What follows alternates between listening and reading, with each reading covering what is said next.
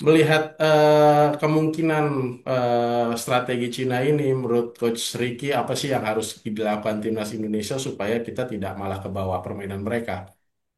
Ya, yang pertama memang harus secara teknis mempersiapkan finishing touch. Karena kita pasti akan lebih banyak dapat kesempatan untuk membuat gol. Kesempatan itu pasti ada lah. Tapi kalau finishing touch-nya tidak diasah dari sekarang, ya itu akan jadi masalah kan gitu. Kedua ya antisipasi atau sering kita sebut namanya rest defense, antisipasi counter attack lawan.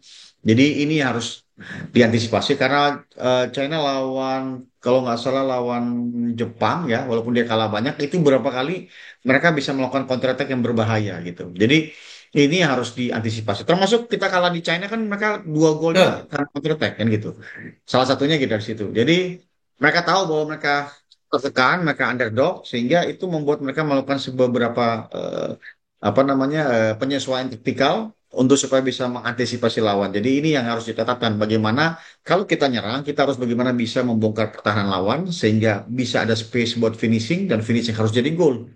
Kalau gol duluan, rasanya lebih mudah untuk bisa mengatur tempo dan kontrol game. Nah itu poinnya. Tapi kalau kita nggak bisa bikin gol, kesulitan, banyak finishing yang gagal. Nah, ini bisa jadi warning, bahaya itu. Jadi, sekali lagi, saya ngomong bukan masalah kalah. Saya cuma mengkhawatirkan jangan sampai draw. Kalau orang bilang, wah nggak mungkin kalah. Ya, emang nggak mungkin kalah sih sebenarnya. Tapi jangan sampai draw gitu. Nah, sama aja, karena draw itu kalah.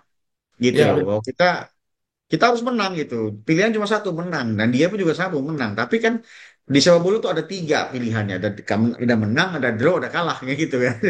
betul Jadi betul. ini harus diperhatikan, jangan sampai ya finishing touch-nya harus dipertajam. Lalu pemain-pemain yang ada di depan ya.